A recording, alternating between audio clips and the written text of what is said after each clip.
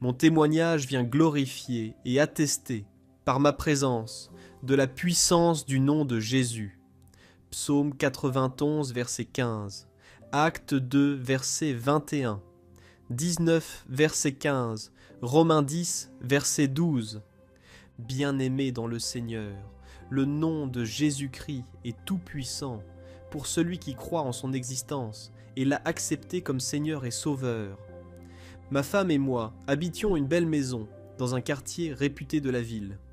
Alors que nous cherchions un logement, nous avons découvert cette maison dont l'ancien locataire, hospitalisé, déménageait. Vu la difficulté de trouver une belle demeure dans ce quartier, nous avons saisi l'opportunité. Quelques jours plus tard, nous nous sommes installés avec joie, ignorant que nous allions faire face à une bataille féroce. Tout se déroulait bien professionnellement et familialement.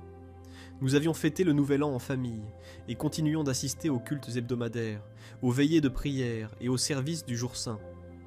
Malheureusement, après ces moments de bonheur, la situation s'est détériorée à tous les niveaux. Problèmes professionnels affectant nos finances, problèmes de couple, 2 fausses couches pour mon épouse, etc. J'ai compris que quelque chose n'allait pas dans cette maison lorsque mon épouse m'a appelé, paniqué, pour me signaler une situation anormale. Des décorations dans notre salon avaient été déplacées sans effraction. Par la suite, de plus en plus de phénomènes étranges se manifestaient. Bruits à l'étage ou dans la cuisine, objets tombant seuls, bruit de pas sur le toit la nuit, impression de passage d'individus alors que nous étions seuls, etc. En tant que chrétiens, nous savions que de tels phénomènes existaient, mais les vivre était une toute autre expérience. Nous avons multiplié les jeûnes et les prières à la maison, invité plusieurs fois des serviteurs de Dieu qui ont tous confirmé une forte présence maléfique.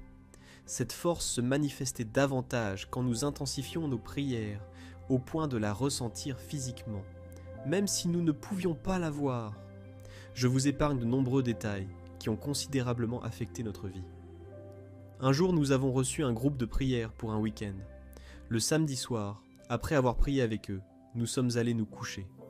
Vers 1h30 du matin, j'ai senti une puissante force sur ma bouche et mon nez, m'empêchant de crier et de respirer. Les yeux ouverts, je cherchais de l'aide auprès de ma femme, sentant mon corps faiblir jusqu'à ne plus pouvoir bouger.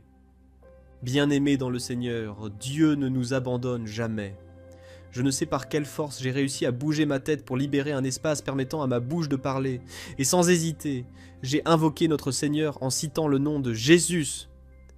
Instantanément, la puissante force qui me maintenait au lit s'est retirée et a disparu. J'ai immédiatement réveillé ma femme, lui ai expliqué ce qui venait de se passer.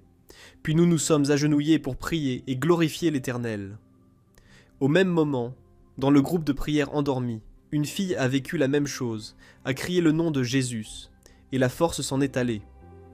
Nous les avons rejoints et avons prié ensemble, glorifiant le Seigneur et chassant l'esprit maléfique. Bien-aimés dans le Seigneur, le nom de Jésus est tout-puissant. Philippiens 2 versets 9-11 est vrai et attesté par mon témoignage, car je suis toujours en vie, et l'ennemi n'a pu résister à l'invocation du nom de notre Seigneur Jésus-Christ. Mes frères et sœurs en Jésus-Christ, cette maison dans laquelle nous avons vécu ces tribulations était vouée au chaos, à la destruction et à la mort. Les 3 locataires nous ayant précédés sont tous décédés.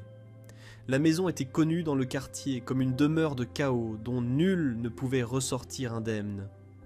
C'est pourquoi il est crucial de prier Dieu avant de choisir votre prochain lieu d'habitation. Nous avons été séduits par la beauté de cette maison et impatients de l'obtenir, sans consulter Dieu au préalable, ignorant que ses fondations avaient été posées avec des sacrifices démoniaques. Aujourd'hui, je témoigne de l'infinie grandeur de Dieu et de sa puissance dans le nom de Jésus, car nous sommes finalement sortis comme nous étions entrés, vivants, sanctifiés et bénis. À quiconque traverse une tribulation, une épreuve difficile où vous vous demandez si Dieu est là et s'il vous entend, je vous assure qu'il est présent.